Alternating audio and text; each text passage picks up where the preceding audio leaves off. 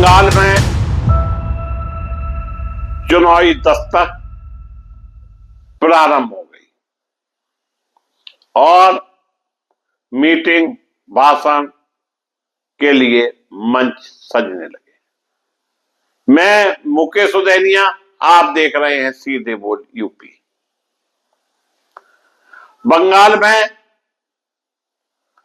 भाजपा हर हाल में चुनाव जीतना चाहती है, जिसके लिए कुछ भी करने को तैयार है। जैसा कि बिहार के चुनाव में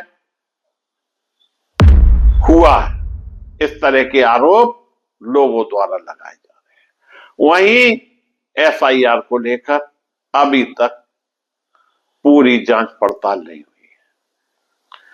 सुप्रीम कोर्ट ने इस मामले में अपनी दखलंदाजी भी दे दी। ईडी, सीबीआई पर पहले ही सवाल उठ चुके हैं, किस तरह से इसका उपयोग हो रहा है। और कुछ समय पहले जिस तरह से अरविंद केजरीवाल छूटे हैं, वो बरी हुए हैं।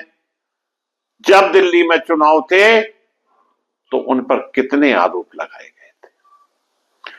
कुछ दिन पहले अभी सुप्रीम कोर्ट के वरिष्ठ अधिवक्ता कपिल सिब्बल एवं अन्य अधिवक्ताओं ने भी कोर्ट में सरेआम कहा था कि चुनाव जीतने के लिए किस तरह से ईडी, इनकम टैक्स, सीबीआई का सत्ता उपयोग करती है, परंतु सत्ता में बैठे चाणक्य के ऊपर इसका कोई फर्क नहीं पड़ता। दोस्तों, साउथ 24 परगना, पश्चिम बंगाल, यहां से देश के गृह मंत्री अमित शाह ने परिवर्तन यात्रा का आगाज किया। संदेश बड़ा था, भ्रष्टाचार पर बात, कानून व्यवस्था पर सख्ती और बंगाल में बदलाव की हुनकार। लेकिन आज हम करेंगे सीधा सवाल, सीधा बात। कटघरे में सिर्फ एक नहीं, दोनों पक्ष की होगी तकरार। बीजेपी पर सवाल, गृह मंत्री जी, आप कहते हैं भ्रष्टाचार खत्म होगा। सीधा सवाल, क्या एजेंसी की कार्रवाई सिर्फ विपक्षी राज्यों में ही तेज क्यों दिखती है?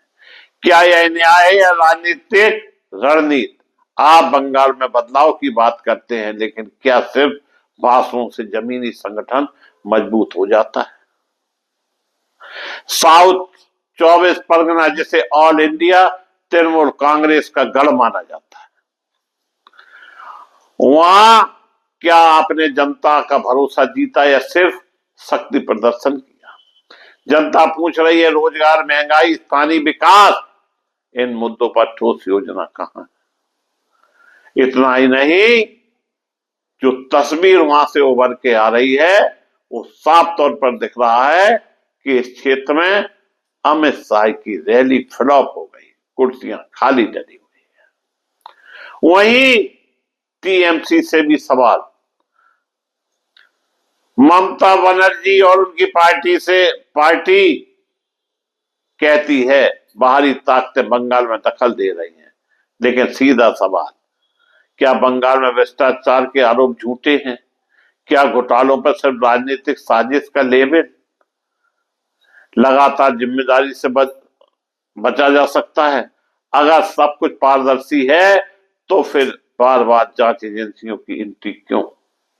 जनता पूछ रही है, क्या सत्ता बचाने की राजनीति विकास की राजनीति पर भारी पड़ गई?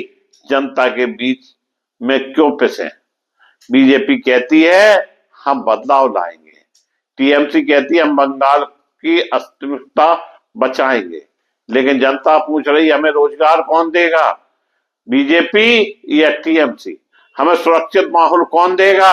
हमें स्थिरता कौन देगा? सत्ता की इस लड़ाई में क्या आम आदमी सिर्फ भीड़ बनकर रह गया है? साउथ 24 परगना की सच्चाई, यह जमीन आसान नहीं है, यहाँ भावनाएं भी हैं, अस्मिता भी है और राजनीतिक ध्रुवीकरण भी। अगर परिवर्तन यात्रा सच में परिवर्तन का प्रतीक है तो परिणाम जमीन पर दिखना चाहिए। अगर टीएमसी सच में जनता के साथ है तो जवाबदेही से भागना क्यों? अंतिम सीधा बात बीजेपी से, क्या यह यात्रा चुनावी शंखनाद है या सचमुच सुधार का रोड मैप? टीएमसी से क्या आप विपक्ष की हर आलोचना को साजिश कहकर बच निकलेंगी और जनता से क्या आप सिर्फ नारों से संतुष्ट नहीं या ठोस जवाब मांगेंगे? कैमरा इन्हीं दो पे घूम रहा है, इन्हीं दो पे नजर रख रहा है और बंगाल की राजनीति अब नारेबाजी से आगे बढ़ चुकी है। यह जनता बनाम सत्ता का दौर है। यहाँ हर भाषण की परीक्षा होगी, हर वादे का हिसाब होगा और हर सत्ता से सवाल होगा, क्योंकि लोकतंत्र में सबसे बड़ा परिवर्तन जनता का फैसला होता है।